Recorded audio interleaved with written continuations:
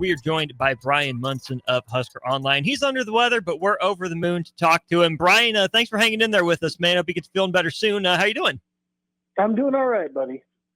Good deal. Let's dive into recruiting, your specialty there for Husker Online. Obviously, the Husker games were just a couple days ago on Saturday. Not the same recruiting event for Nebraska that it has been, but despite that, did Nebraska have anyone, besides Trey Taylor in the building for this event? And how did that go for the Huskers? Yeah, there were a few visitors. I mean, 2026 guys, it was pretty limited. You had Dayton Raiola that was back in town, and he gave a pretty good update about, his thoughts on Husker games and the event as a whole and what he was kind of busy doing. And it was, he talked to Trey Taylor. He talked to Zane Rowe, another four-star kid from Texas, 2027 guy. Talked to a couple offensive linemen, but also Jordan Campbell was there. He was a four-star linebacker committed to Miami, visited Nebraska in February. Probably arguably the top linebacker for Nebraska, on their board. And he's been a commitment to Miami since November of 2023. So it's been a while. And he's getting a little bit closer, I think, to figuring out if Nebraska is going to get an official visit from him. And I would say at the moment, I think that it's probably a pretty good guess that he is going to take an official visit to Nebraska later on this summer. And then, like you mentioned, Trey Taylor was kind of the top guy there from the 2027 group. Kind of surprised some folks, right? When we've been talking about it, he was going through all the visits in March and April. He's telling schools, this is the last time I'm going to be here. Well, he showed up in Lincoln, I think on Thursday, and was there through Saturday. He has in-home visits or in-school visits, I think, with Illinois and LSU coming this week. And then he's pretty much down to, 4 schools, and it's going to be an announcement on May 1st. So his process is coming to an end here very, very quickly. But then, you had a whole slug of 4-star guys, and I got a bunch of updates to come. It's just, as you can tell, you can hear my voice, not feeling the greatest. So I mentioned before Zane Rowe from Little Elm, Texas, actually from Denton Geyer, 4-star edge guy Isaiah Rogers, 4-star running back from Massachusetts. Zane and Isaiah were with Dayton a lot this weekend. So that's something to kind of keep an eye on right there. We had Samaj Stanford that was in. Samaj Stanford is notable because, where he's at in Jenks, Oklahoma, he was actually Jamar Mosey's first offer from coming over to UCF, from UCF. So that right there has been kind of the guy that I've remembered to see how that one's going to kind of finish up right there, because I think Samaj remembers that Coach Mosey, thought of him first when he got there. But then you had Marshawn Ivey from Cardinal Ritter College Prep, Reese Russell, big offensive lineman from Valor Christian, Tristan Dare, kid down here by me, interior offensive lineman from South Lake Carroll, and he had a cornerback from Broken Arrow. So I've got updates literally to come on all these guys except for Marshawn Ivey, and Samaj Stanford. So there's probably 7 or 8 updates I'm sitting on right now. I'm just trying to get the energy up to kind of get them out there for the readers. That's Bryan Munson of Husker Online. We're talking with him here during On the Block. Let's stick on Trey Taylor for a minute here, Bryan. Yeah. Are the Huskers moving up his board? Do we have an indication of where the Huskers sit? What have the Huskers been doing to make their push for the talented 2027 signal caller? Yeah, it's interesting because, like I said, he took this visit. It was kind of a late thrown together thing, and his dad admitted, and I put it in the article that I ran on Saturday night on him. It was, this was a business trip. There was a business aspect to the trip, and it was something that they had to they felt like they had to get it finalized. They were going to go ahead and see Illinois and LSU later in the week. So that was something that they feel like they could go ahead and get it worked out with those schools.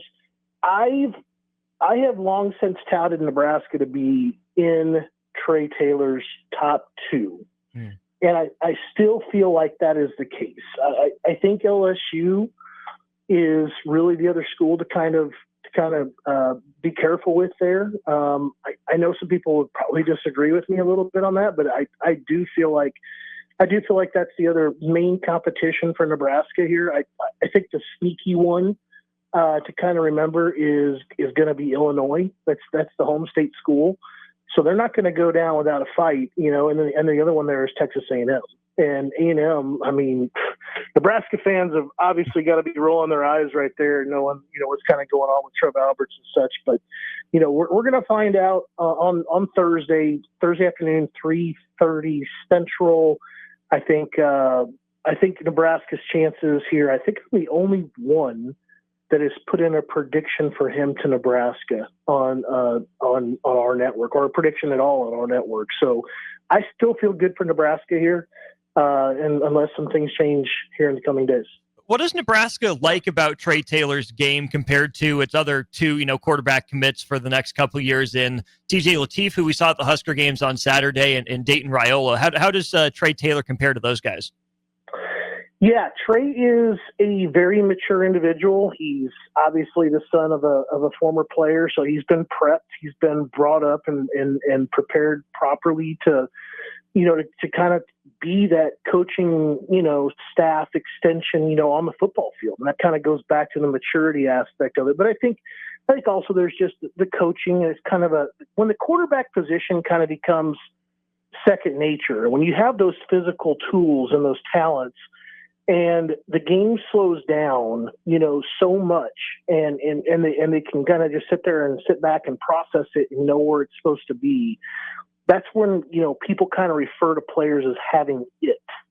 And Trey Taylor has it, the ability to kind of have the game kind of slow down, and he is ahead because he has got those physical tools, because he understands what he's looking at in terms of coverage.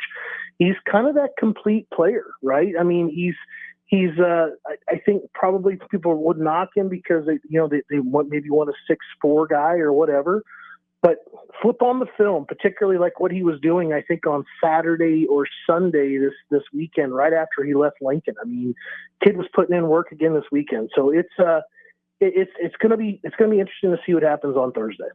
You also mentioned Dayton Raiola, right, having a lot of connection with the 2026s who were in town. How does Dayton's peer recruiting compared to his older brother Dylan's? Is there a same level of charisma and magnetism for Dayton, despite not being a contender for the number one overall recruit in the class? How does Dayton's peer recruiting look compared to Dylan's? Yeah, I think that it's similar. I mean, obviously you don't have that kind of number one 5-star quarterback kind of thing hanging around Dayton's neck like what Dylan had. But I think when you get down to like personality, you get down to likable, funny, relatable, accommodating, he's kind of had this ambassador type of role, honestly, because he's got this Nebraska royalty last name. Dad played there, in basically jersey retired or name retired. And brother is a starting quarterback there for Nebraska now. He has not disappointed or let down that role. He's seen that as an opportunity, and he's been very much playing that part, like with Ryan Mosley, the big time athlete out of Carrollton, Georgia. He's been working all of the tight ends that basically are going to be coming in that same weekend as he, the last weekend in June for an official visit. So he's very much been involved. I think some people would say, well, you're just not going to take as seriously, or it's not as important not coming from a 5-star.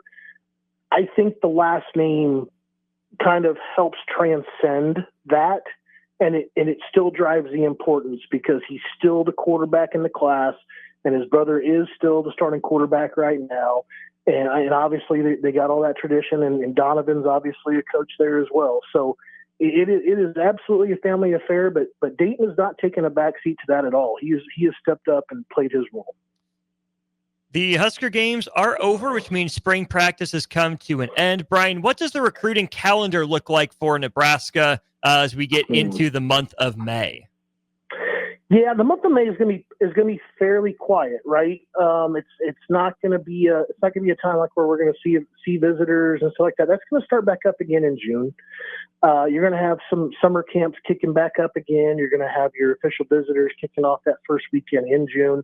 You could see possibly like a midweek guy. We've seen some guys already that have, they're sitting on 6 official visits, and they're still talking about, wanting to see Nebraska. And if they're going to see Nebraska, they're going to have to get in there for a midweek kind of visit. So we'll have to see how that goes. But I anticipate a quiet month of May, and then everything kind of starts back up there in the month of June. And you're going to have summer camps, and you're going to have official visits. A lot of these players too, which is interesting too. This is going to be something to kind of keep an eye on. A lot of these guys are being asked to kind of come back, for camps, the 2027s. And there's been a lot of positive, kind of things that come back like, hey, my return visit is going to be a summer camp. So there's a really nice group of athletes that are talking about getting back to like in the summer for their return trip, and it's going to be for a summer camp. So something to keep kind of an eye on, because sometimes those summer camps haven't really drawn the type of quality. The quarterbacks, I think, definitely, but maybe not necessarily skill position guys, and maybe not necessarily offensive linemen. But I think that they're making up for that this year. We will certainly keep our eye on it. Thanks to you. That's Bryan Munson of Husker Online. Definitely check out his work there, HuskerOnline.com. Give him a follow on Twitter for updates at Bryan Munson _. B Munson, get to feeling better, my friend. Thanks for taking some time. We'll catch up again soon. Thanks a lot, buddy. I'll talk to you next week.